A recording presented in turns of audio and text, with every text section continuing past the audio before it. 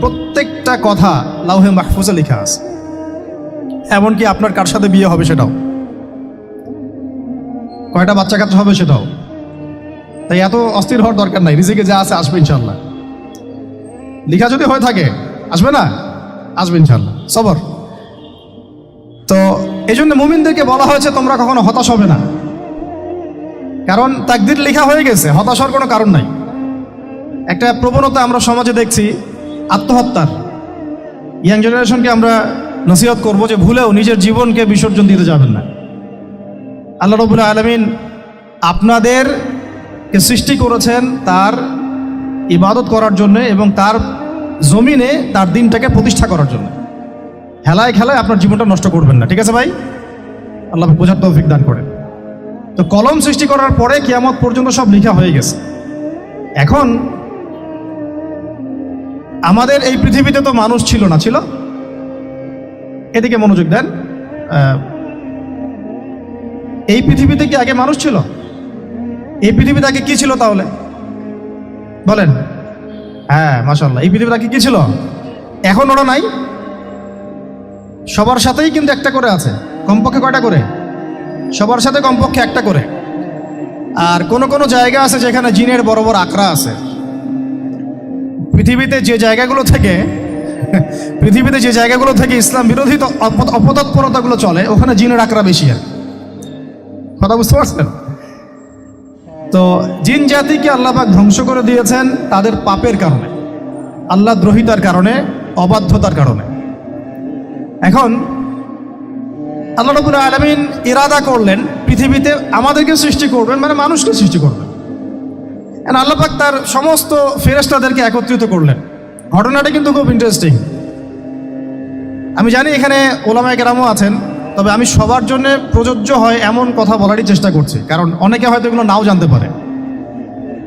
তো আল্লাহ পাকের ভাষায় আমি যদি বলি, আল্লাহ রাব্বুল আলামিন বলছেন, বা'দা আউযু বিল্লাহি মিনাশ শাইতানির রাজীম, ওয়া ইয ক্বালা রাব্বুকা লিল মালায়েকা ইন্নী জাঈলুন ফিল আরদি খলিফা। হে নবী মুহাম্মদ সাল্লাল্লাহু আলাইহি ওয়াসাল্লাম, তুমি স্মরণ করো সেই সময়ের কথা যখন আল্লাহ তোমার রব সমস্ত ফেরেশতাদেরকে ডেকে বলেছিলেন যে ইন্নী জাঈলুন ফিল আরদি খলিফা, আমি জমিনে মানে পৃথিবীতে আমার খলিফা পাঠাতে চাই।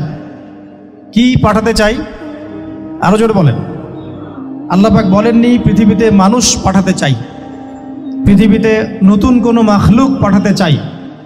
আমাদেরকে আল্লাহ পাক সম্মানের শব্দে সম্মানিত করেছেন, বিশেষায়িত করেছেন। আমাদেরকে বলেছেন আমরা আল্লাহর খলিফা, আমরা আল্লাহর খলিফা। এখন আমরা আল্লাহর খলিফা, কিন্তু পৃথিবীতে মানুষ খিলাফা শব্দ সহ্য করতে পারে না। হ্যাঁ, কি অদ্ভুত না? এটা কোরআনের কি শেষের দিকে আছে না প্রথম দিকে আছে? সূরা বাকারার একদম শুরুর দিকে 3টা 4টা 5টা পৃষ্ঠা উল্টালে দেখবেন এই একটা আছে। কোরআন তাহলে শুরু থেকে কখনো খুলেও দেখেনি সে ব্যক্তি। প্রমাণ হলো এটা যে খুলেও দেখে না, অথবা দেখলেও সে এড়িয়ে গেছে। আল্লাহ পাক আমাদেরকে বললেন যে পৃথিবীতে আমি আমার খলিফা পাঠাতে চাই। তাহলে আদম আলাইহিস সালামকে আল্লাহ পাক মুহাব্বতের শব্দে, সম্মানের শব্দে বিশেষায়িত করলেন। কি বলে? সুবহানাল্লাহ, সুবহানাল্লাহ। আর খলিফা কাকে বলে এটা আমি আপনাদেরকে বোঝাচ্ছি একটা দোয়া থেকে। এই যে গাড়িতে করে আমরা বাসা থেকে আসলাম বা যখন কোনো সফরে যাই, আমরা একটা দোয়া পড়ি, সুবহানাল্লাযী সাখখারা লানা হাযা ওয়া মা কুন্না লাহু মুকরিনিন ওয়া ইন্না ইলা রাব্বিনা লামুনকালিবুন। এতটুকু তো পড়ি নাকি ভাই? এগুলো পড়তে হবে। ওই মেলা এসেছি শুধু লেকচার শোনার জন্য না, ছবি তোলার জন্য না। আজকে জীবনটা পরিবর্তন করার নিয়াত করে যাইতে হবে, ঠিক আছে ভাই? বই প্রকাশ করা, ছাপানো, বিক্রি করা, লেখা, এর চেয়ে বড় কথা আমার জীবনটা ইলমের আলোয় আলোকিত করা। আমি বই লিখলাম ধরেন একটা, আমার মধ্যে সেই আমল নাই, লাভ নাই। লাভ আছে? আমি বই ছাপাইছি 100, 200, 500, 1000, আমি নিজেই আমল করি না, হবে? আগে আমল জরুরি। ইলমের সাথে আমলটা খুব বেশি জরুরি। আলেম তাকেই বলা হয় যে ইলম অনুযায়ী আমল করে। তাহলে আল্লাহ পাক বলেন লিমা তাকুলুনা মা লা তাফআলুন, তোমরা এমন কথা কেন বলো যে আমল নিজেরাই করো না? কাবুরা মাকতান ইনদাল্লাহ আন তাকুলু মা লা তাফআলুন, আল্লাহর কাছে সবচেয়ে গর্হিত একটা অপরাধ তোমরা একটা কথা বলবা কিন্তু আমল করবা না। তো দোয়াটা মুখস্থ করবেন। এই দোয়ার নিচে একটা অংশ আছে, আল্লাহুম্মা আনতা সাহিবু বিস সাফারি। আমার কথাটা শুনেন। খলিফার অর্থটা বুঝেন, অনেকে তো অনেকভাবে ব্যাখ্যা করে আর কি। আল্লাহুম্মা আনতা সাহিবু ফিস সাফারি, আল্লাহ তুমি এই সফরে আমার সাথী। সফরে বের হওয়ার সময় দোয়া পড়ছি আমরা, আল্লাহুম্মা আনতা সাহিবু ফিস সাফারি, আল্লাহ তুমি এই সফরে আমার সাথী। ওয়াল খলিফাতু ফিল আহলি ওয়া মালি, আল্লাহ আমি তো বাসায় নাই, আমার বাসার আহাল মালের খলিফা হচ্ছে তুমি আল্লাহ। তাহলে খলিফা শব্দ দিয়ে কি বুঝলেন? আল্লাহ আমার বাসার আহাল মালের খলিফা মানে কি? আমার স্থলাভিষিক্ত তুমি আল্লাহ, আমি ওখানে নাই বাসায়, আমি সফরে বের হয়ে গেছি, আমার স্ত্রী, আমার সন্তান, আমার মাল, আমার জান, এগুলোর দায়িত্ব তোমার, তুমি খলিফা। কত চমৎকার দোয়া। তাহলে পৃথিবীতে আমি আমার খলিফা পাঠাতে চাচ্ছি, তার অর্থ কি? আল্লাহ রাব্বুল আলামিন এই পৃথিবীতে আমাদেরকে তার প্রতিনিধি বানিয়েছেন। সুবহানাল্লাহ, সুবহানাল্লাহ। তাহলে আমরা নিজেদের আত্মপরিচয় ভুলে গেলাম যে আমরা আল্লাহর প্রতিনিধি পৃথিবীতে, তাই না? আমরা এখন আব্রাহাম লিঙ্কনের পূজা করতেছি। আব্রাহাম লিঙ্কনের পূজা তো বুঝেন না আপনারা, এটা হচ্ছে ওই যে সকল ডেমোক্রেসির পূজা। আল্লাহ পাক বলছেন ওয়াল্লামা আদামাল আসমাআ কুল্লাহা, আল্লাহ বলছেন আমি আদমকে এই মহাবিশ্বের যত নাম আছে, নাউন্স, ইসম, সব শিক্ষা দিয়েছি। সুবহানাল্লাহ। এই মহাবিশ্বের যত নাম, এখানে ইসম শব্দের অর্থ কিন্তু জ্ঞান। ইসম মানে কি? এখানে জ্ঞান। মহাবিশ্বের যে জ্ঞানগুলো আছে, এই জ্ঞানগুলো আল্লাহ পাক আমাদের আদি পিতাকে শিক্ষা দিয়েছেন। আমাদের আদি পিতাকে আল্লাহ নিজে শিক্ষা দিয়েছেন। সৃষ্টিগতভাবে আমরা জ্ঞানী ছিলাম না, আল্লাহ পাক আমাদেরকে জ্ঞান শিক্ষা দিয়েছেন। আমরা ফিলোসফির বইগুলো খুললে দেখবেন ওখানে বুদ্ধিবাদ নামে একটা মতবাদ আছে। মানে তারা বলে যে মানুষ সৃষ্টিগতভাবেই একজন বুদ্ধিদীপ্ত প্রাণী। এটা ভুল কনসেপ্ট। সৃষ্টিগতভাবে আমাদের মধ্যে জ্ঞান ছিল না, আল্লাহ পাক আমাদেরকে জ্ঞান শিক্ষা দিয়েছেন। কথা বুঝতে পারছেন? একটা মতবাদ তাদের আছে অভিজ্ঞতাবাদ, মানে মানুষ অভিজ্ঞতা থেকেই শিখে। আরেকটা আছে সমন্বয় মতবাদ, আপনারা তো এগুলো অনেকে পড়েছেন হয়তো। এর বাইরে যে একটা মতবাদ আছে যে আল্লাহ পক্ষ থেকে ওহী ভিত্তিক মানুষ জ্ঞান শিখে, এই মতবাদ কোনো দার্শনিকের বইয়ে স্থান পেল না। কি আফসোস, কি আফসোস। অথচ মুসলিম ঘরের দার্শনিক তারা। আমরাও পড়েছি ভাই 4 বছর এই কারণে গেলে। কি আফসোস, আল্লাহ পাকের ওহীর পক্ষ থেকে যে জ্ঞান আসতে পারে এইটা কনসেপ্টটাই নাই। অথচ এখানে কোরআনে আল্লাহ পাক বলছেন ওয়াল্লামা আদামাল আসমাআ কুল্লাহা, আমি আল্লাহ আদমকে সমস্ত নাম শিক্ষা দিয়েছি। সুবহানাল্লাহ। এরপরে এই যে জ্ঞান আদম আলাইহিস সালামকে আল্লাহ পাক শিক্ষা দিলেন, এর ফলশ্রুতিতেই আল্লাহ পাক বললেন যে ওয়াইয কুলনা লিল মালাইকা উসজুদু লি আদম, হে ফেরেশতারা তোমরা এখন আদমকে সিজদা করো। কি ফেরেশতাদেরকে দিয়ে আল্লাহ পাক আমাদের পিতাকে সিজদা করালেন কিসের মানদণ্ডে? কিসের কারণে? জ্ঞানের কারণে। জ্ঞানের কারণে ফেরেশতাদেরকে আল্লাহ পাক বললেন যে এই নামগুলো বলে দাও তো তোমরা। তারা বলতে পারলো না, তারা বললো লা ইলম আল্লাহুম্মা লা ইলমা লানা ইল্লা মা আল্লামতানা, আল্লাহ আমাদের তো সেই জ্ঞান নাই, শুধু ওইটুকু জ্ঞান আছে যা আপনি আমাদেরকে শিখিয়েছেন। তখন আল্লাহ পাক বলেছিলেন যে আমি যা জানি তোমরা তা জানো না, আমি কি বলি নাই যে আমি আসমান জমিনের গায়েবের সব খবর জানি? তখন আল্লাহ বললেন যে তোমরা সবাই সিজদা করো আদমকে। তাহলে আমাদের পিতাকে খলিফা করা হলো, জ্ঞান শেখানো হলো, আল্লাহ পাক নিজে শেখালেন, ফেরেশতা মণ্ডলীদের দিয়ে সিজদা পর্যন্ত করালেন। কিসের মানদণ্ডে? আরো আসতে বলেন, জ্ঞানের মানদণ্ডে। এখন যদি আমরা একটু প্রশ্ন ছুড়ে দেই নিজ নিজ বিবেকে, আমরা কি সেই ওহীর 10টা সূরাও শিখেছি? 10টা পারা কি পড়া হয়েছে কখনো? 10টা সূরারও কি অর্থ জানি? অনেকে তো 10টা আয়াতের অর্থ জানি না। আমরা কি সেই ওহীর 10টা হাদিস শিখেছি? তাহলে আমরা কোথায় সম্মান খুঁজতেছি? পশ্চিমাদের কাছে? বলেন।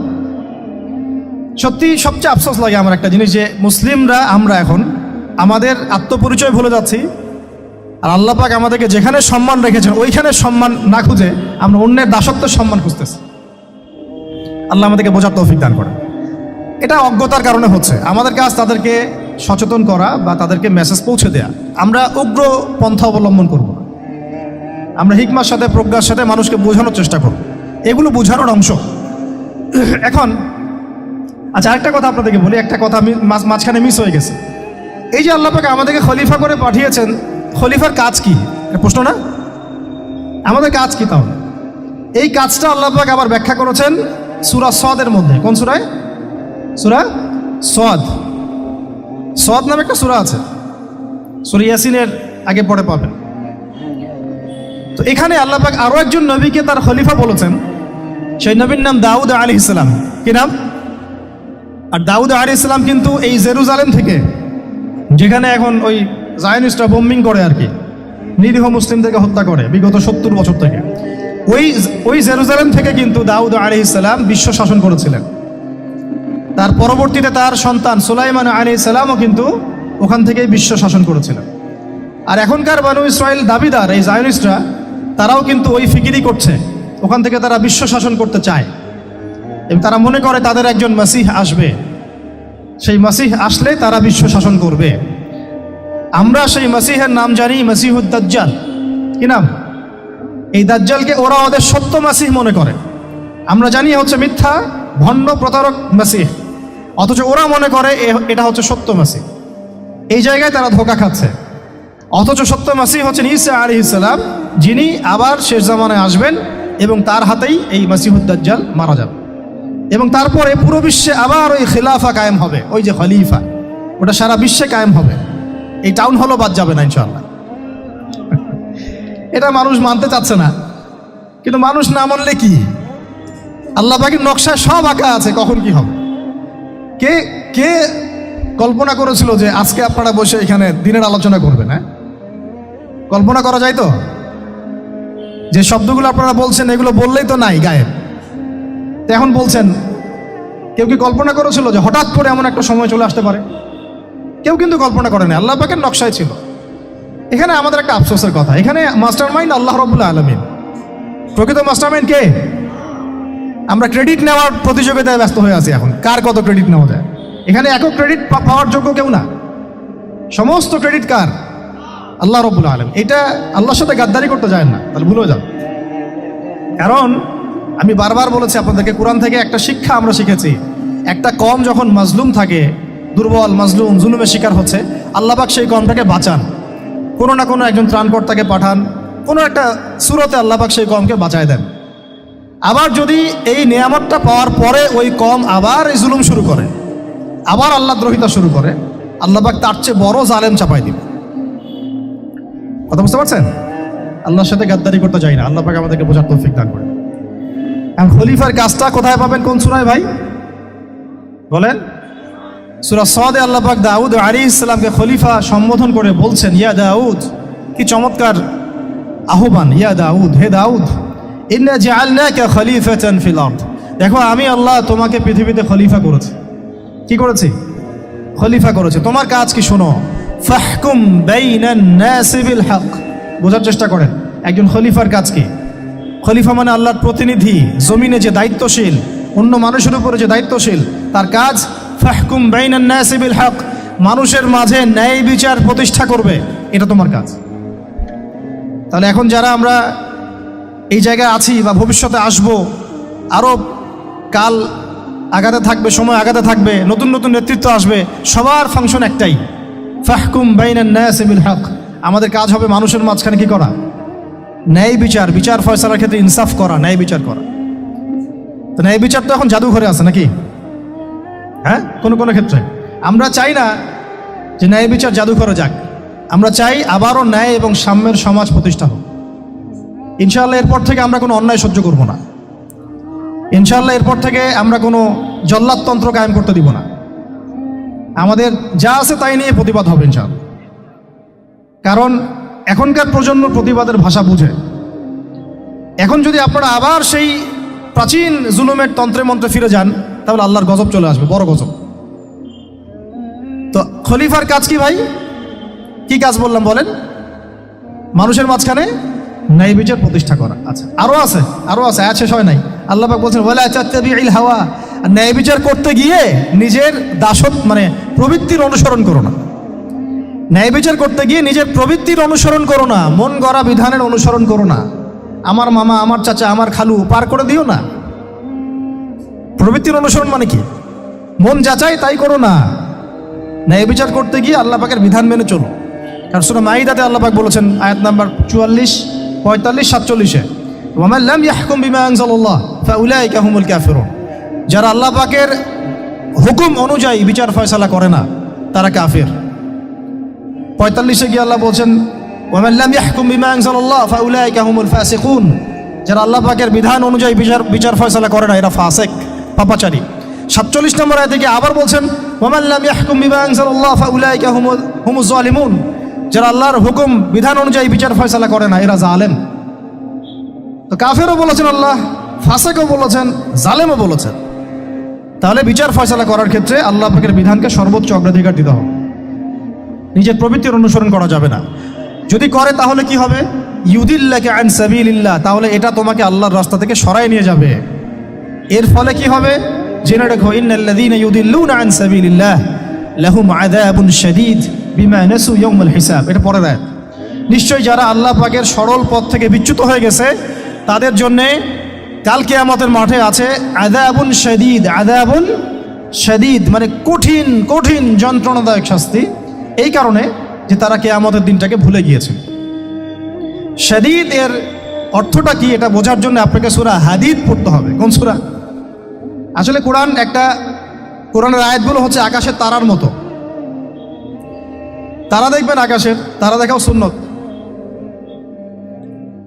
ইসলাম তো রসকসহীন ধর্ম না রে ভাই, সবকিছুই আছে এখানে। আসলে আমরা জানি না বলে আমরা মনে করি যে এখানে কোনো বিনোদনই নাই, তাই না? এই গান বাজনা না করলে কি হয়, মন শান্তি হয়, এরকম একটা ভাব। যদি আপনি কোরআনের ভিতর ঢুকে যান, আপনার হৃদয়ে এমন নূর আসবে, এমন তৃপ্তি আসবে যে ওগুলো আপনার শুনতে ইচ্ছা করবে না, আপনি কান বন্ধ করে ফেলবেন, নিজেই বলতেই হবে না। এখন কিছু নতুন ইসলামিস্ট আসছে, তারা এগুলোকে ইসলামের অন্তর্ভুক্ত বলে মনে করার দাবি করতেছে, যে এগুলো তো নিষেধ নাই, এগুলো তো নিষেধ করা হয় নাই। কতটুকু জানেন ইসলাম সম্পর্কে আপনি? না জেনে কেন কথা বলেন? নবী সাল্লাল্লাহু আলাইহি ওয়াসাল্লাম রাস্তা দিয়ে হাঁটছেন, ওই সময় তো অনেক পূজা অর্চনা ইত্যাদি হতো মক্কায়। তো এখানে ঢাক ঢোলের শব্দ আসছে। নবী সাল্লাল্লাহু আলাইহি ওয়াসাল্লাম নিজের 2 আঙ্গুল কানের মধ্যে ঢুকিয়ে দিলেন, দিয়ে পাশে একজন সাহাবী তাকে জিজ্ঞাসা করছেন হাঁটতে হাঁটতে হাঁটতে হাঁটতে, তুমি কি এখন আওয়াজ শুনতে পাচ্ছ? সাহাবী বলেন, না ইয়া রাসূলুল্লাহ, এখন আওয়াজ শুনতে পারছি না। তখন তিনি হাত কান বের করলেন। এটা নবীর সুন্নত। আর আমরা নবীর সুন্নতকে উল্টাই দিছি কিভাবে দেখেন, আমাদের কানেই এখন ইয়ারফোন। উনি যেটা শুনে কান বন্ধ করতেন ওইটা আমরা কানে ঢুকায় রাখছি একেবারে। আল্লাহ আমাদেরকে বোঝার তৌফিক দান করেন। দেখেন আমরা তো সবাই পাপী। আমার মনে হয় না আমরা কেউ নবী সাল্লাল্লাহু আলাইহি ওয়াসাল্লামের সুপারিশ ছাড়া পার পাবো, এমনটা মনে হয় না আমাদের। সবাই পাপী, আপনি আমি আমরা সবাই। তো যে নবীর সুপারিশ আমরা প্রত্যাশা করছি, সেই নবীর সুন্নতকে যদি এইভাবে অবজ্ঞা করতে থাকি তাহলে কি সুপারিশ পাবো ভাই? কি মনে হয় আপনাদের? অ্যাটলিস্ট সুন্নতকে তো সম্মান করতে হবে নাকি? আল্লাহ বোঝার তৌফিক দান করেন, আমিন। তাহলে যেটা বলছিলাম যে আল্লাহ পাকের বিধান অনুযায়ী বিচার ফয়সালা করতে হবে, এটা খলিফার কাজ। ন্যায় বিচার করতে হবে মানুষের মাঝখানে, এবং নিজের প্রবৃত্তির অনুসরণ করা যাবে না, তাহলে আল্লাহর পথ থেকে দূরে সরাই দিবে। এখানেই বললাম শাদীদ বুঝতে গেলে আপনাকে কোন সূরা পড়তে হবে? সূরা হাদীদ। আকাশের তারার কথা কেন বললাম? যে আকাশের তারাগুলো যদি মেলাতে পারেন দেখবেন বিভিন্ন শেপ তৈরি হয়। প্রত্যেকটা তারার অবস্থানের গাণিতিক একটা ব্যাখ্যা আছে।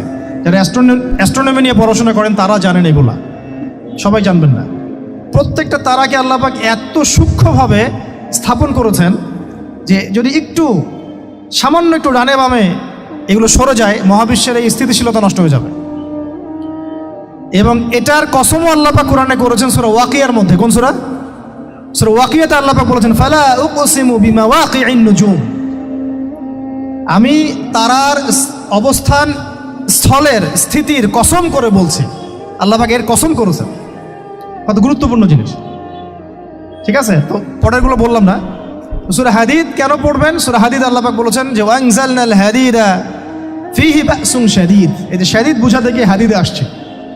আল্লাহ পাক বলছেন যে আমি আল্লাহ পৃথিবীতে আসমান থেকে লোহা নাজিল করেছি। অবাক করার বিষয় না? লোহার খনি খুঁজতেছেন আপনারা মাটির নিচে, তাই না? আল্লাহ পাক বলছেন আমি লোহা নাজিল করেছি। আনজালনা, ঠিক যেমন ইন্না আনজালনাহু ফী লাইলাতুল কদর, আমি লাইলাতুল কদরে কোরআন নাজিল করেছি, আসমান থেকে নাজিল হয়েছে, তাই না? এরকমই ওয়ানজালনাল হাদীদা, আমি হাদীদ লোহা নাজিল করেছি। ফীহি বাসুন শাদীদ, যে লোহার মধ্যে আছে কঠিন শক্তি আছে না? আয়রন যে অণু পরমাণুগুলো, এগুলোর শক্তি সবচেয়ে বেশি না? কেমিস্ট্রিতে আপনারা পড়েছেন। তাহলে এখন আল্লাহ পাক বলছেন কিয়ামতের দিন তাদের জন্য আযাবুন শাদীদ, যারা আল্লাহ পাকের খলিফার দায়িত্ব পালন করবে না। যারা খলিফার দায়িত্ব পেয়েও ন্যায় বিচার করবে না, ইনসাফ করবে না, প্রবৃত্তির অনুসরণ করবে, ঠিক আছে, আল্লাহর পথ থেকে বিচ্যুত হয়ে যাবে, তাদের জন্য কিয়ামতের মাঠে এই শাস্তি আছে। তাহলে আমরা কি খলিফা শব্দ বুঝতে পারলাম? আমাদের পিতা যে খলিফা, এটা কি বুঝতে পারলাম? তাহলে এখন বলেন তো, প্রত্যেক নবী কি আল্লাহর খলিফা ছিলেন না? ছিলেন কি না? প্রত্যেক নবী কি আল্লাহর বিধান দিয়ে বিচার ফয়সালা করেন নাই? মানুষের মাঝখানে ইনসাফ করেন নাই? ন্যায় বিচার প্রতিষ্ঠা করেন নাই? এরপরে সাহাবায়ে কেরামের যুগে তারা কি ন্যায় বিচার প্রতিষ্ঠা করেন নাই? তাহলে হঠাৎ করে কি হলো বিশ্ববাসীর মধ্যে যে একেবারে কোরআন হাদিস এর মৌলিক বিষয়গুলো এগুলো সব পাশ কাটিয়ে আমরা মানব রচিত বিধানগুলোর দিকে চলে গেলাম? রহস্যজনক না বিষয়টা? এটা হচ্ছে দাজ্জালীয় একটা শাসন আসতেছে সামনে। দাজ্জাল নিজেকে খোদা বলে দাবি করবে, সে সমস্ত মানব জাতিকে বুঝাবে যে সেই খোদা, নাউযুবিল্লাহ। সে অনেক ভেলকি দেখাবে, মানুষকে তার দিকে টেনে নিয়ে আসবে। এমনকি সে এক হাতে জান্নাত এক হাতে জাহান্নাম নিয়ে ঘুরবে। নবীজি বলেছেন, যে তার জান্নাতে প্রবেশ করবে ওটাই তার জাহান্নাম, আর যে তার জাহান্নামে প্রবেশ করবে সেটাই হচ্ছে জান্নাত। তাহলে পুরো বিশ্ববাসীকে আল্লাহ থেকে দূরে সরিয়ে একটা গডলেস ওয়ার্ল্ডে রূপান্তরিত করার একটা তৎপরতা চলছে, লক্ষ্য করতেছেন না? এটা মূলত আপকামিং যে দাজ্জালীয় সভ্যতার ভবিষ্যৎবাণী নবীজি করেছেন, এই দিকেই ওয়ার্ল্ড যাচ্ছে আস্তে আস্তে আস্তে আস্তে ওই দিকে যাচ্ছে। তবে নবীজি এটাও বলেছেন সাল্লাল্লাহু আলাইহি ওয়াসাল্লাম যে আমার উম্মতের মধ্যে একটা তয়ফা, একটা দল, কিছু মানুষ সবসময় হকের উপর অটল থাকবেন, কিন্তু তাদের সংখ্যা হবে খুব কম। এখন আমাকে আপনারাই বলেন যে ওই হকের উপর অটল থাকতে হলে আমার সেই জ্ঞান লাগবে কি লাগবে না? বলেন। যেই জ্ঞান আমাদের পিতাকে শেখানো হয়েছে, দেখবেন প্রত্যেকটা মানুষের মধ্যে কিছু প্রতিভা আছে, সৃজনশীলতা আছে, আছে না? একটা বুদ্ধিদীপ্ত একটা তাড়না মানুষের ভিতরে কাজ করে। এটা কোত্থেকে আসছে জানেন? আমাদের পিতার ডিএনএ থেকে আসছে। আমাদের পিতার ডিএনএ থেকে, আমরা কিন্তু সবাই তার সন্তান। এরপরে পৃথিবীতে মানুষ পাপাচারে যখন লিপ্ত হলো প্রচণ্ড রকম, তখন নূহ আলাইহিস সালামকে আল্লাহ পাক পাঠান এবং তিনি প্রায় 950 বছর দাওয়াতের কাজ করলেন। 40টা বা 80টা পরিবার ইসলাম কবুল করলো। তখন আল্লাহ পাক এই মুমিনদেরকে বাদ দিয়ে সবাইকে গারদ করে দিলেন, ধ্বংস করে দিলেন।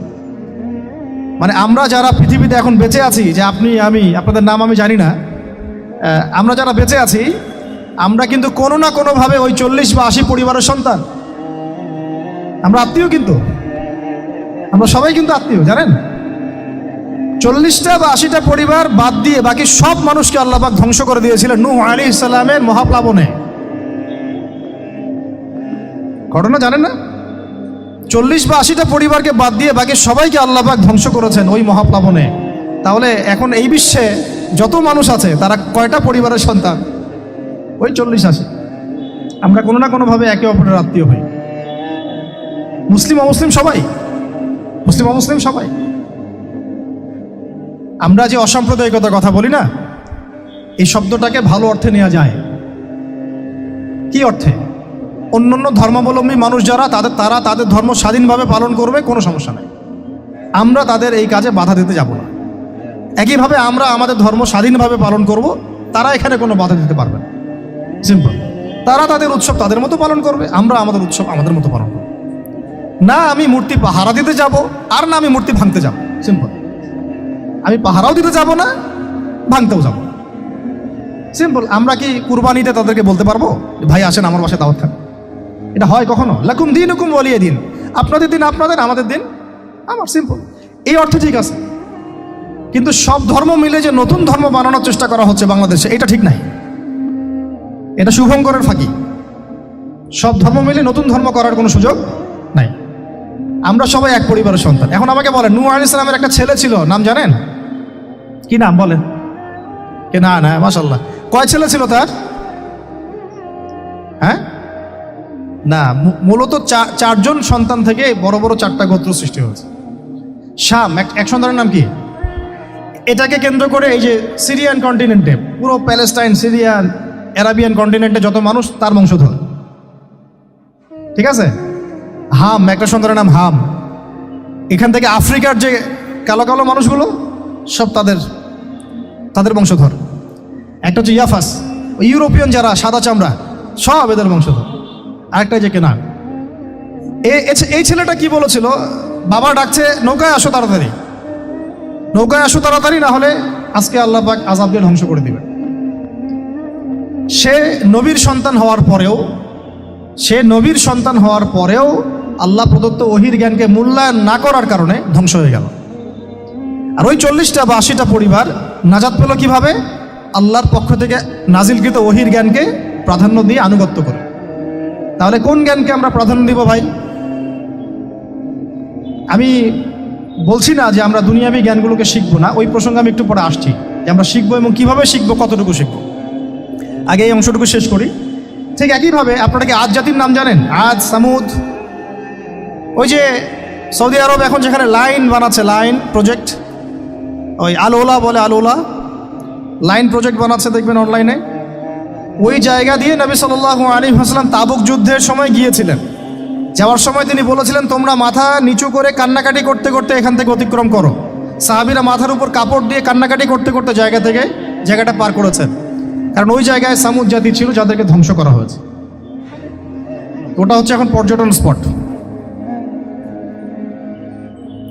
সুবহানাল্লাহ। তো আদ এবং সামুদ জাতিকেও আল্লাহ পাক ধ্বংস করলেন, কিন্তু তাদেরকে করেন নাই যারা ওহির জ্ঞানকে প্রাধান্য দিয়েছেন। ইব্রাহিম আলাইহিস সালাম কোন জ্ঞানের বদৌলতে আল্লাহকে চিনলেন? মানব রচিত জ্ঞান নাকি আল্লাহর পক্ষ থেকে নাজিলকৃত জ্ঞান? বলেন। মূসা আলাইহিস সালাম কোন জ্ঞানের বদৌলতে ফিরআউনের মতো এই যে কি বলবো প্রতাপশালী একজন শাসকের সামনে দাঁড়িয়ে বুক ফুলিয়ে ইসলামের দাওয়াত দিলেন? কোন জ্ঞানের আলোকে? ওহির জ্ঞান।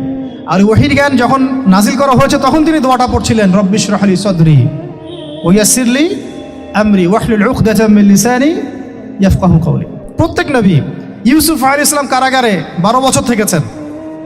কত বছর? 12 বছর। আমাদের অনেক ভাই এরকম 5 বছর, 7 বছর, 10 বছর, 12 বছর থেকেছে, আছে। এমনও মানুষ আছে, এখন বলা যায় তাই বলি, যে ওই যে একটা শব্দ শুনেছেন আয়না ঘর, ওখানে দীর্ঘদিন ছিল, তারপরে নাই। কোথায় গেছে আল্লাহই ভালো জানে। ইউসুফ আলাইহিস সালামও এরকম কারাগারে ছিলেন। কত বছর?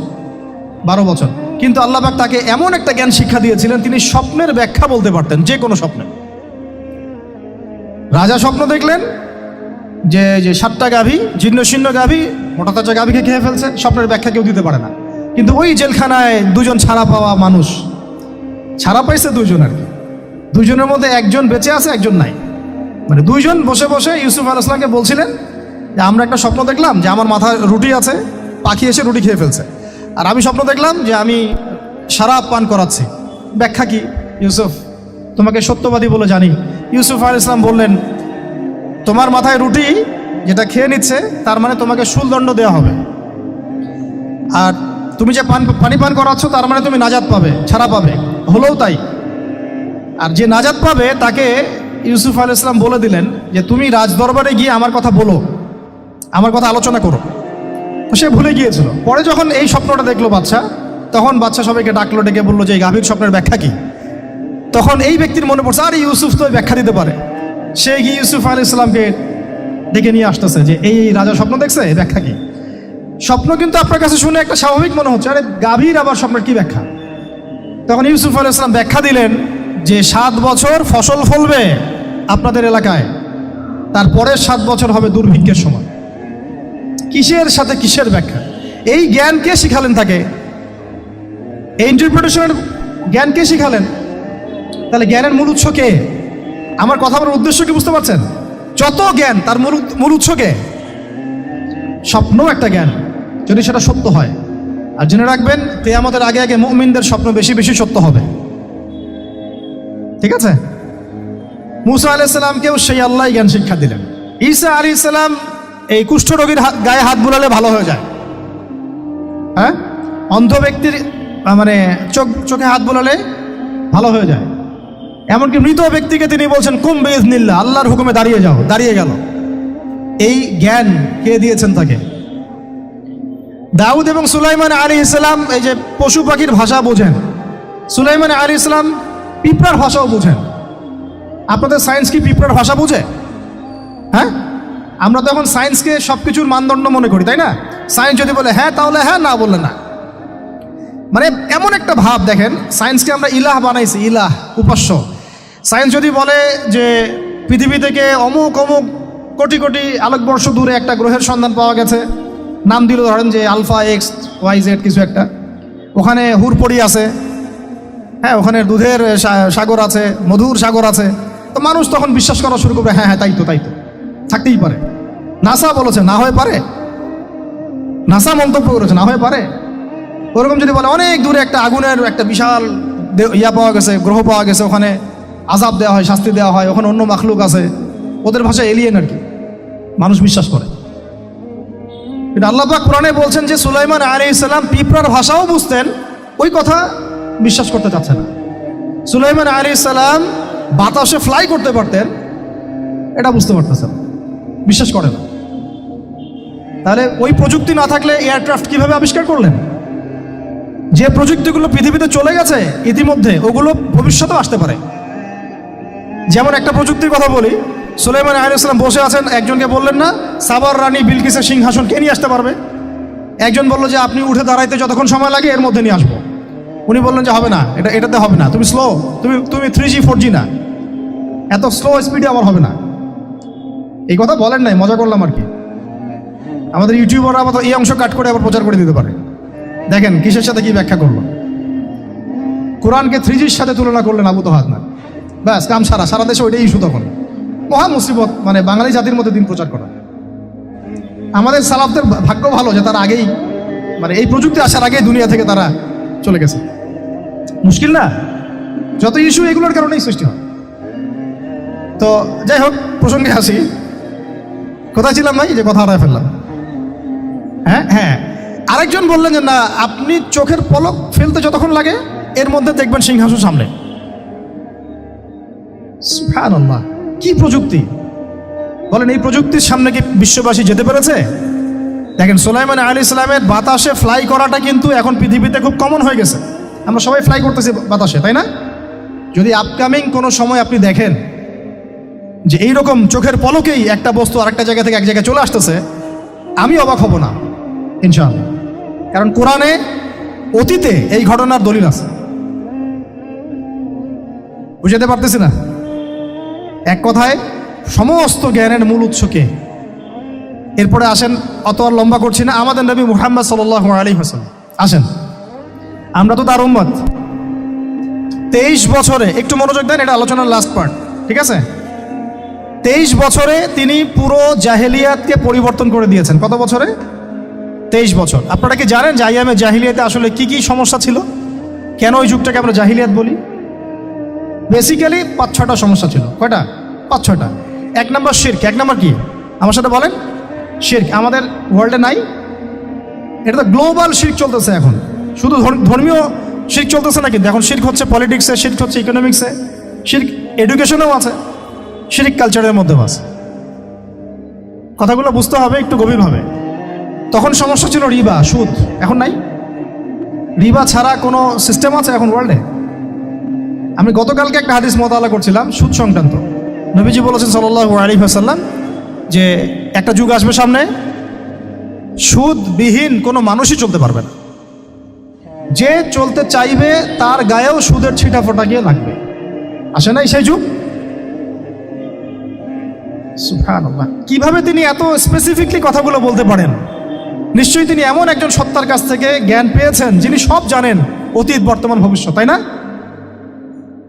এমনকি নবীজি বলেছেন ইমামুল মাহদির সময় যে 10 জন ঘোড়সাওয়ার বের হবে এবং তারা গিয়ে খোঁজ নিতে যাবে যে দাজ্জাল বের হয়েছে কিনা, নবীজি বলছেন আমি সেই 10 জনের নামও জানি, তাদের বাবার নামও জানি। সুবহানাল্লাহ, সুবহানাল্লাহ। কিয়ামতের মাঠে আলী রাদিয়াল্লাহু আনহু, আবু বকর রাদিয়াল্লাহু আনহু, ওমর, উসমান রাদিয়াল্লাহু আনহুম আজমাইন, তাদের হিসাবটা কেমন হবে ওইটাও নবী সাল্লাল্লাহু আলাইহি ওয়াসাল্লাম আগেই বলে দিয়েছে। সবচেয়ে দ্রুত হিসাব হবে এই উম্মতের আলী ইবনে আবি তালিব রাদিয়াল্লাহু আনহু। যাবেন, বের হবেন, শেষ। কি মানুষ, তার জীবনীটা পড়ে দেখবেন। আমি শেষের দিকে বলে দিব আপনাদেরকে আজকে, এবং এটা রেকর্ডেড থাকবে, ইনশাল্লাহ অনলাইনে দিয়ে দিব, যে আপনারা কোন কোন সাবজেক্টের বই কিনবেন।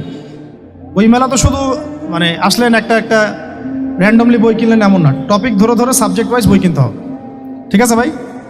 বই কেনার পিছনে টাকা পয়সা খরচ যদি না করেন মানে দিনের জন্য অর্থ ব্যয় করার মানসিকতা না থাকে, এলেম পাওয়া যাবে। অনেক মুহাদ্দিস নিজের গায়ের জামা খুলে দিয়ে পর্যন্ত বই নিয়ে বাসায় গিয়েছে, জানেন? তাদের সমস্ত সম্পত্তি বিক্রি করে দিয়েছেন বই কেনার জন্য।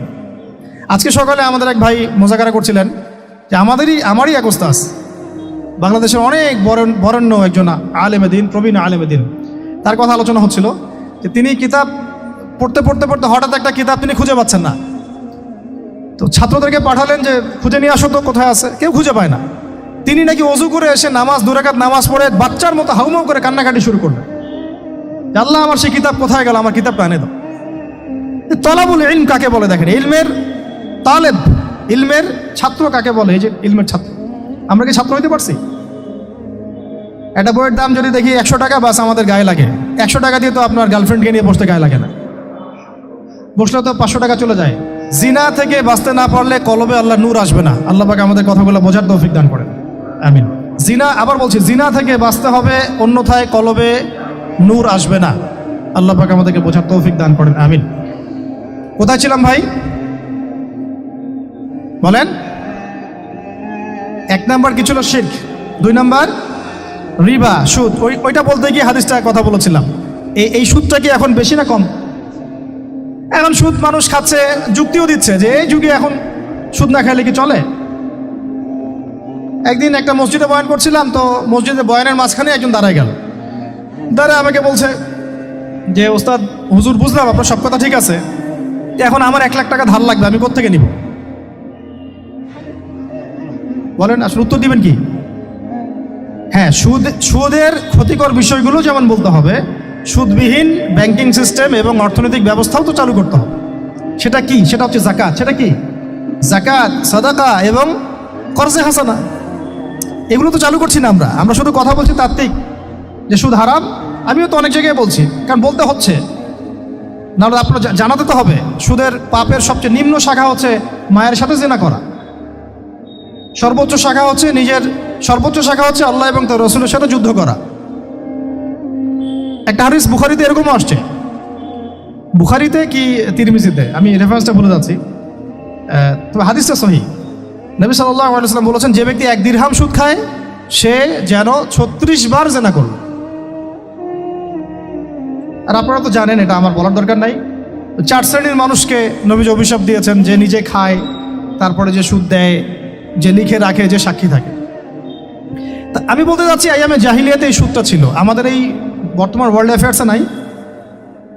বাংলাদেশ একটা কান্ট্রি হিসেবে চিন্তা করবেন না, আপনি গ্লোবালি চিন্তা করবেন, কারণ এখন একটা দেশ স্বতন্ত্রভাবে চলতে পারে না। ওয়ার্ল্ড ব্যাংকের সাথে আপনাকে ডিল করতে হবে, IMF এর সাথে। আমি যদি প্রেসিডেন্ট হই তাও আমাকেও করতে হবে, আপনি হলে আপনাকেও করতে হবে। তো কথা বলে তো শুধু কথা বলে লাভ নাই, আপনার বিকল্পটা কি? আসলে বিকল্প ব্যবস্থাটা কি? এটা তো মূল কথা। ইকোনমিক্স নিয়ে কতগুলো কিতাব আছে এখানে, ইসলামিক ইকোনমিক্স নিয়ে আমরা কতগুলো কিতাব ছাপাইছি, বর্তমান ওয়ার্ল্ড অ্যাফেয়ার্স নিয়ে আমরা কতগুলো কিতাব ছাপাইছি। নবী সাল্লাল্লাহু আলাইহি ওয়াসাল্লাম বলেছেন, শেষ জামানার সবচাইতে আমার উম্মতের উপর ভয়াবহ ফিতনা হচ্ছে মসিহুদ দাজ্জাল। কি নাম বলেন? এখন আপনি আমাকে মাদ্রাসার পুরো সিলেবাসে কন্টেন্টে আমাকে দাজ্জাল নিয়ে একটা ফ্যাকাল্টি দেখান, আছে? কয়টা কিতাব আছে? সবচেয়ে ভয়াবহ ফিতনা নবীর মুখে, নিজের মুখে বলা, সবচেয়ে ভয়াবহ। এর চেয়ে ভয়াবহ কোনো ফিতনা আসে নাই, আসবেও না। তো এখন আপনি আমাকে বলেন যে এই ফিতনা সংক্রান্ত কতগুলো কিতাব আপনার কাছে আছে বাসায়, বলেন। তাহলে গ্যাপস আছে না আমাদের মধ্যে? গ্যাপস ফিল আপ করতে হবে। কথাগুলো বলার উদ্দেশ্য হচ্ছে গ্যাপসটা ফিল আপ করা। তো এই রিবার সমস্যাটা এখনও আছে। আল্লাহ পাক আমাদেরকে রিবা মুক্ত জিন্দেগি দান করেন, আমিন। এবং আমি রিকোয়েস্ট করব বিনয়ের সাথে যে আমাদের ঊর্ধ্বতন কর্তৃপক্ষ যারা আছেন, শুধু একটা কাজ করেন না, একটা কাজ 1 বছর করেই দেখেন না কি হয়। প্রত্যেকটা মুসলিম, অমুসলিমদের কথা বলছেন, যেহেতু এটা খিলাফা স্টেট না, সেহেতু অমুসলিমরা এখানে জিজিয়া দিবে না। খিলাফা স্টেটে অমুসলিমরা জিজিয়া দেয়, এটা তো খিলাফা স্টেট না, এটা তো ডেমোক্রেটিক স্টেট এবং সেকুলার স্টেট। শুধু মুসলিমদের কাছ থেকে যাদের নিসাব পরিমাণ সম্পদ হয়েছে জাকাত দেওয়ার, সবার কাছ থেকে রাষ্ট্রীয়ভাবে বাধ্যতামূলক জাকাত নেন, দেখেন না অর্থনীতি সচল হয় না। 1 বছর নিয়ে দেখেন না কি হয়। কেউ এই উদ্যোগ গ্রহণ করতে পারতেছে না। কেন হচ্ছে না আমরা বুঝতে পারতেছি না। কর্জে হাসানার এনজিও চালু করা যায়।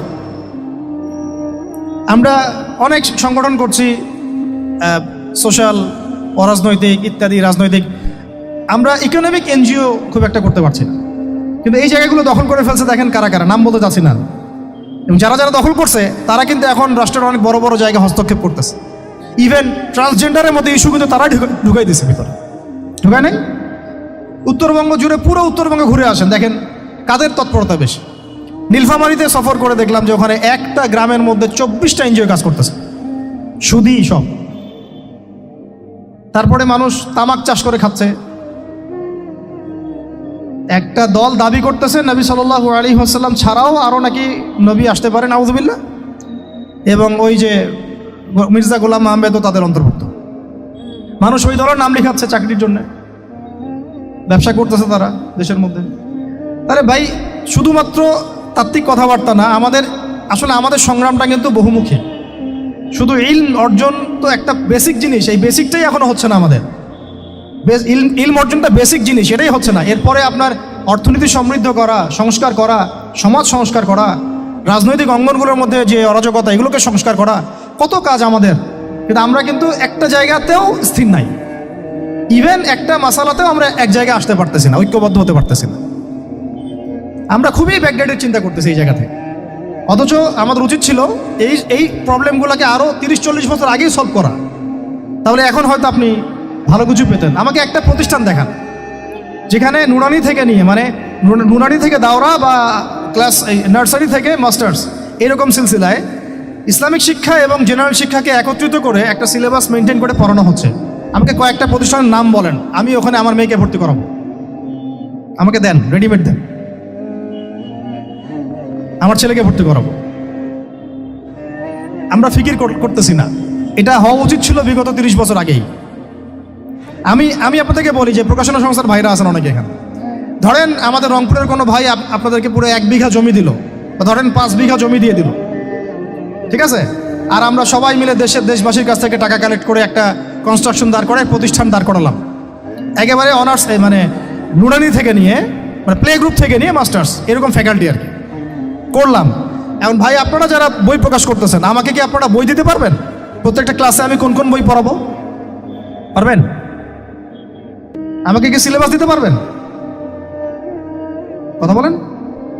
প্লে গ্রুপে কোন কোন বই পড়াবো আমাকে দেন, নার্সারিতে দেন, STD 1-এ দেন, 2-তে দেন, 3-তে দেন, 5-এ দেন, এভাবে আপনি আমাকে ক্লাস 10 পর্যন্ত দেন। তারপরে কি আপনি আমাকে অনার্স, মাস্টার্স, এই ফ্যাকাল্টিগুলো আলাদা আলাদা, এগুলো কি ইউনিভার্সিটি আদলে আপনি কি আমাকে সাজা দিতে পারবেন? আমরা জায়গা দিব, টাকা দিব, প্রতিষ্ঠান করে দিব। প্রকাশনা সংস্থা থেকে কি আমরা এতটুকু পেতে পারি? এবং এমন আলেমের প্রোডাক্ট, যে আলেমরা সারা ওয়ার্ল্ডকে ডিল করতে পারে, মানে ইন্টারন্যাশনাল স্কলার। এখান থেকে যাবে ইউকেতে গিয়ে দাওয়াতি কাজ করে আসবে, অস্ট্রেলিয়ায় গিয়ে দাওয়াতি কাজ করে আসবে, মালয়েশিয়ায় গিয়ে দাওয়াতি কাজ করে আসবে, আন্তর্জাতিক মানের আলেম। আমরা কি জেনারেল শিক্ষিত ব্যাকগ্রাউন্ড থেকে তৈরি করতে পারবো? পারছি কি? আর আপনারা আমাকে বলেন তো ভাই, যে কত % মানুষ জেনারেল শিক্ষিত আর কত % মানুষ মাদ্রাসায় শিক্ষিত? কাদের পরিসংখ্যানটা বেশি? তারা কি, তাদের কোনো অবদান রাখার কোনো সুযোগ নাই? এখন যদি এই ক্লাসিক্যাল পড়াশোনা না হয়, ইলমের এই গভীরতায় না যায়, এবং বড় বড় ওলামায়ে কেরামদের সোহবতে তারা না আসে, তাহলে কিভাবে তারা বিশুদ্ধ ইসলাম শিখবে আর প্রচার করবে আর প্রতিষ্ঠা করবে? তো প্রশ্ন কিছু করে গেলাম। আজকে প্রশ্নগুলো রেখে যাচ্ছে এই কারণে যে এগুলো নিয়ে আপনারা ভাববেন, যে আপনারা আমাকে একটা ইসলামিক ইউনিভার্সিটি করার মতো বইপত্র আমাকে বানায় দেন না।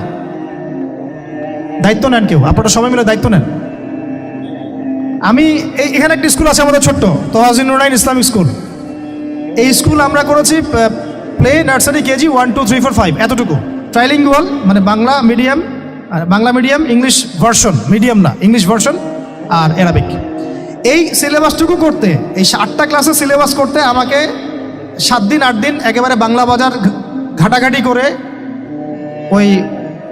আমরা আগে তো ইংলিশ মিডিয়ামে পড়াশোনা করতাম, ওই অক্সফোর্ডের বই ঘাটাঘাটি করো, ব্রিটিশ কাউন্সিলের বই ঘাটাঘাটি করো, তারপরে ওদের ম্যাথামেটিক্স, ওদের সায়েন্স, আবার এই মাদ্রাসার অ্যারাবিক, আবার এই সরকারি কারিকুলামের বই, এগুলো ঘাটতে ঘাটতে ঘাটতে একটা সিলেবাস আমরা দাঁড় করাতে পারছি। মাত্র 5টা ক্লাস পড়তে পারবে। এরপরে এটা করতে গিয়ে যে দেখলাম যে আসলে এগুলোর যে এত ঘাটতি আছে বাজারে, রেডিমেড কোনো প্রোডাক্ট এগুলো নাই। ঘুরে ফিরে কি সেই আমরা ওই একই জিনিসই চর্চা করতে থাকবো, নাকি আমরা একটু বহির্বিশ্বে যেভাবে দিন প্রচার হচ্ছে এই মান দিতে পারি? এটা আমাদের উচিত না করার কাজটা? হ্যাঁ, এটা তো আমাদের হাতে রাষ্ট্রীয় ক্ষমতা নাই, থাকলে না হয় উপরের লেভেল থেকে এগুলো করা যায় খুব সহজ। বরং উপরের লেভেলে যারা আছেন তারা তো আরও ট্রান্সজেন্ডার ঢুকাচ্ছেন, আপনারা তো এলজিবিটি ঢুকাচ্ছেন। তাহলে এই কাজগুলো কাদের করতে হবে? তাহলে বেসরকারিভাবে করতে হবে।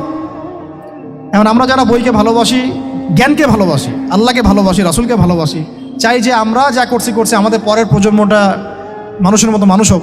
কাজ কি কম না বেশি আমাদের বলেন? সেক্ষেত্রে কাজগুলো কিন্তু ওইভাবে হচ্ছে না ভাই। একটা বিষয়ের বই সবাই ছাপাচ্ছি, কেন? কি দরকার আছে? একটা বিষয়ের বই আমি সবাই ছাপাচ্ছি।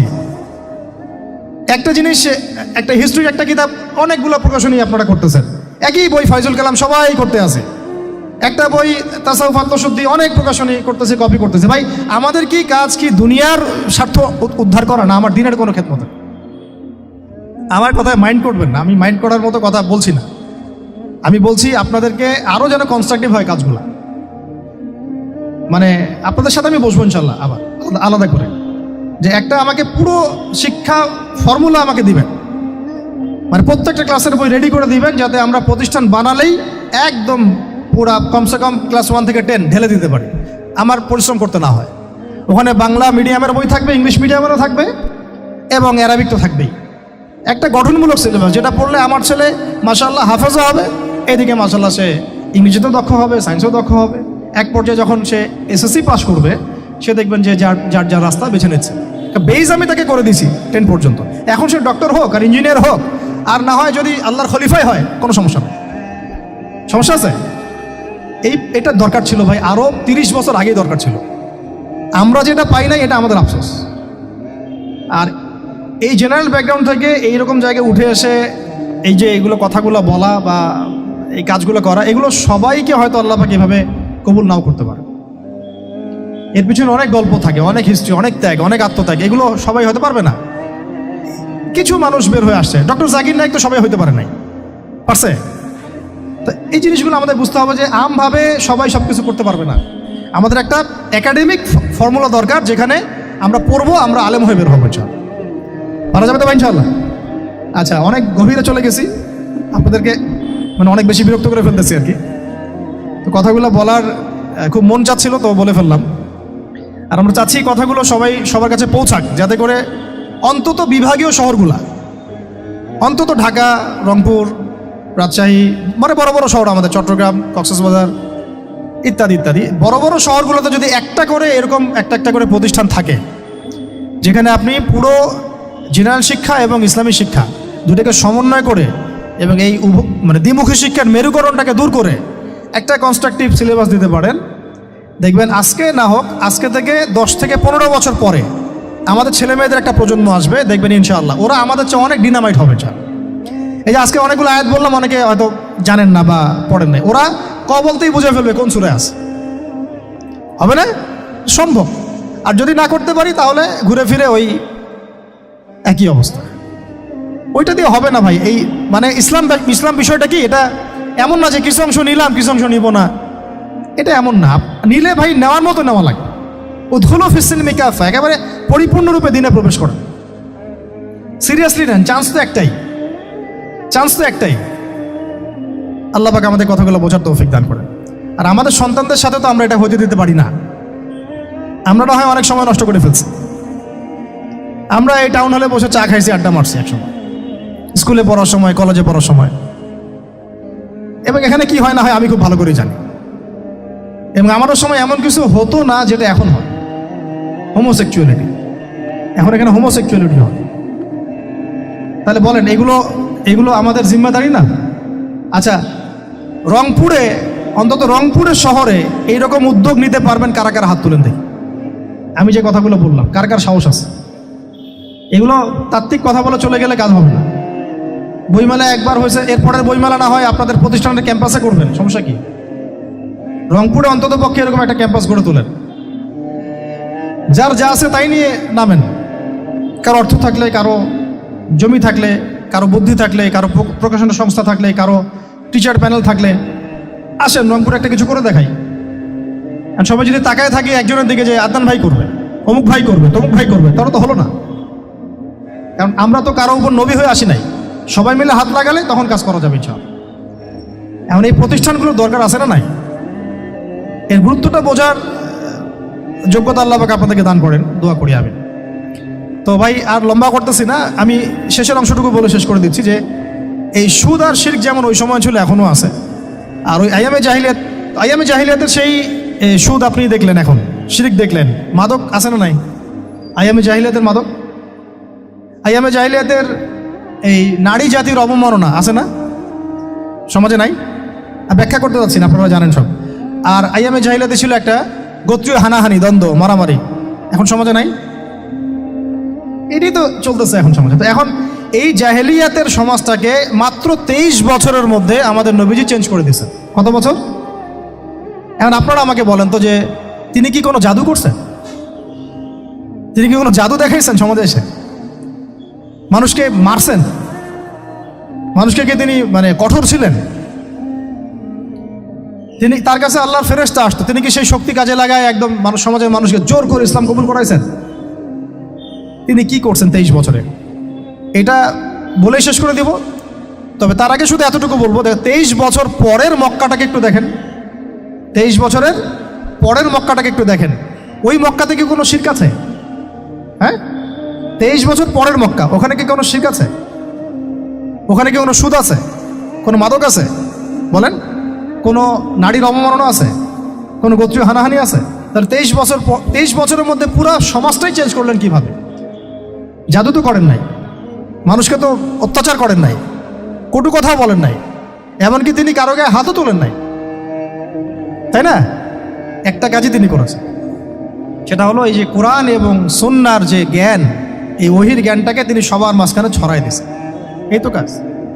তারপরে সেই জ্ঞান যখন মানুষ শিখেছে, তার উপরে আমল করেছে, এবং সেই জ্ঞান এর উৎস আল্লাহ রাব্বুল আলামিন, তার কাছে আত্মসমর্পণ করেছে, নবীর কাছ থেকে আত্মশুদ্ধি অর্জন করেছে, এবং হালাল খেয়েছে, পরিবার গঠন করেছে, প্রজন্মকে তৈরি করেছে, সৎ কাজে আদেশ করেছেন, অসৎ কাজে নিষেধ করেছেন, প্রয়োজনে কখনো হিজরত করেছেন, কখনো মার খেয়েছেন, কখনো সবর করেছেন, কখনো বা জিহাদও করেছেন। এভাবে আস্তে আস্তে পুরো আরবের মধ্যে দিনটা প্রতিষ্ঠা হয়ে গেল। তাহলে মূল উৎসটা কি ছিল? জ্ঞান। মূল উৎসটা কি ছিল বলেন? জ্ঞান। আর এই জ্ঞানটার চর্চায় আমাদের সবাইকে করতে হবে। আল্লাহ পাক আমাদেরকে তৌফিক দান করে দেন। এর চর্চা করতে গেলে আমাদের সমাজে এখন দুইটা রাস্তা, এর বাইরে আপনি কোনো রাস্তা দেখবেন না, হয় মাদ্রাসা ব্যাকগ্রাউন্ড অথবা জেনারেল ব্যাকগ্রাউন্ড। এই তো সমন্বিত কোনো প্রচেষ্টা খুব বেশি দেখা যাচ্ছে না। আজকে আবার কথা বলার মধ্যে একটা অন্যতম একটা গুরুত্বপূর্ণ পার্ট হচ্ছে সমন্বিত প্রচেষ্টা এখন থেকে নেওয়া উচিত। এতে আপনারা এগ্রি করেন না করেন না?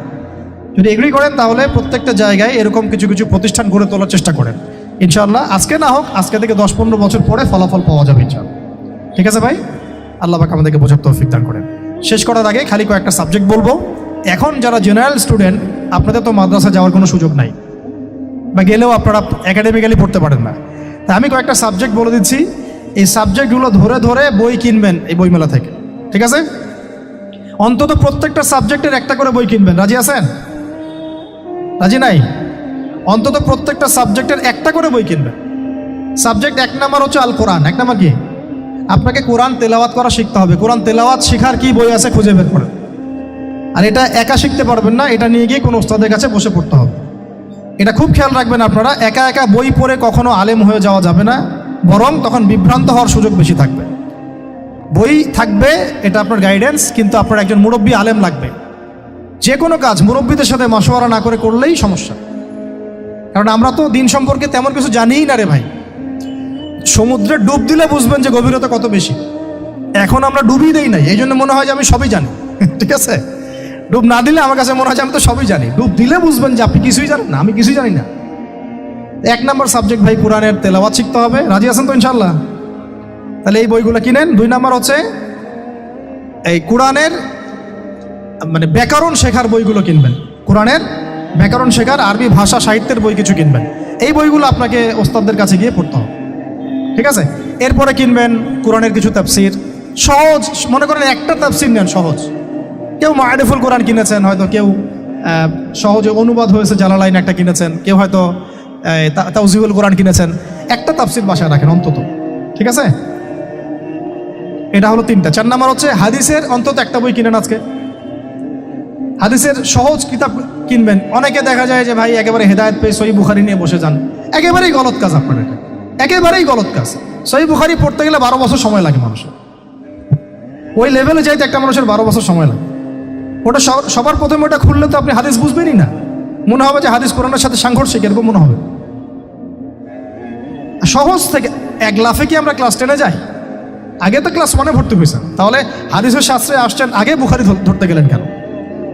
সবার আগে আপনি মৌলিক কিছু হাদিসে আরবাইন কিনেন, ফয়জুল কালাম কিনেন, আস্তে আস্তে আপনি বুলুগুল মারামে যান, রিয়াদুস সালিহিনে যান, মিশকাতে যান, আস্তে আস্তে আপনি তিরমিজি নাসাই করতে করতে সহিহ বুখারীতে যাবেন, সমস্যা নাই। ঠিক আছে? হাদিস আরেকটা বললাম, কটা হলো?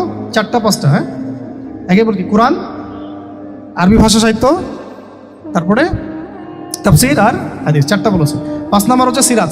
5 নাম্বার কি? নবীর জীবনী যে পড়ে নাই সে নবীকে চিনে না। নবীর জীবনী না পড়লে না কোরআন বুঝতে পারবে, না আর হাদিস বুঝতে পারবে। তো নবীর জীবনের অন্তত একটা বই কিনে যান এখান থেকে, অন্তত একটা। 60টা কি 70টা নবীর জীবনী আছে এই বইমেলাগুলোতে, খুলে দেখেন। আমার কাছে সবগুলোই আছে। এই চট্টগ্রামে ভাইরা যখন ছিলেন লালখানে কয়দিন আগে, আমি ভাইদের কাছ থেকে বই কিনেছি, নিজে কিনেছি প্রায় 70,000 টাকার একদিনেই। আর ওনারা আমাকে হাদিয়া দিয়েছেন মনে হয় আরো 30,000 টাকার হবে। তো এক পুরো বই ব্যাগ গাড়ি ভর্তি। তো প্রায় 60, আমি গুনে দেখলাম যে প্রায় 50 থেকে 60টা সিরাতের কিতাব আছে বাজারে।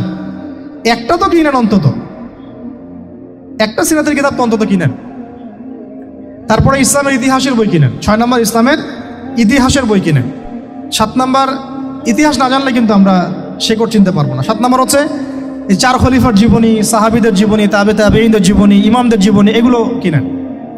8 নম্বর হচ্ছে ইসলামী অর্থনীতির কিছু বই কিনেন, ইসলামী অর্থনীতির। 9 নম্বর হচ্ছে এই ইসলামিক জিওপলিটিক্সের কিছু বই কিনেন। এই বইগুলো কিছুটা কম, আমি এটা ভাইদেরকে বলবো যে এগুলো ছাপানোর চেষ্টা করেন বেশি বেশি। আর 10 নম্বর হচ্ছে ইসলামী ফিকহের যে মাসলা মাসাইলগুলো জানার জন্য কিছু বই আছে, এইগুলো। এই 10টা সাবজেক্টের বই একটা একটা করে কিনে বাসায় চলে যান। আর একটা নসিহত করব, বরেণ্য আলেমদের বই পড়বেন। মানে আমি একটা বই ধরেন কালকে বের করে ফেললাম, ভাই আবু তো আদনান ভাই লিখছে বলেই যে আপনাকে ওটা কিনতে হবে জরুরি না, এটা জরুরি না। সবার আগে আপনি বড় বড় বরেণ্য আলেমদের বইগুলো আগে পড়বেন। তারপরে আপনার একটা মেজাজ এমনি তৈরি হয়ে যাবে যে কোনটা হক আর কোনটা বাতিল, এটা আপনি নিজেই বুঝতে পারবেন তখন। এখন হয়তো বুঝতে পারবেন না। তাই এই যে সেলিব্রিটিজম দেখে বই না, বড় বড় ওলামায়ে কেরামদের বইগুলো, আর আমি বলবো সালাফদের বইগুলো, যারা অনেক আগে চলে গেছেন, ওই সালাফদের বইগুলো আগে কিনেন, আগে পড়েন, ওই মেজাজটা তৈরি হোক, তারপরে আপনি অন্য ভাইদের বইও পড়তে পারেন, সমস্যার কিছু নাই। কারণ এখন দেখা যাবে কোনো ভুল হলে আপনি তো ধরতে পারবেন না। আমি যদি একটা বই লিখি, আমি যদি বইয়ে ভুল করি, আপনি হয়তো সেটা ধরতে নাও পারতে পারেন। কিন্তু যদি আপনি দীর্ঘদিন ধরে ওলামায়ে কেরামদের, বরেণ্য ওলামায়ে কেরামদের বই পড়ে আসেন, আপনার সহজেই আপনি বুঝতে পারবেন যে এই জায়গাটা একটা মনে হয় সমস্যা হচ্ছে। তো ফ্যান্টাসিজম দিয়ে না, একেবারে ক্লাসিক্যাল ইসলামে প্রবেশ করেন। আল্লাহ পাক আপনাদেরকে বোঝার তৌফিক দান করেন, আমিন।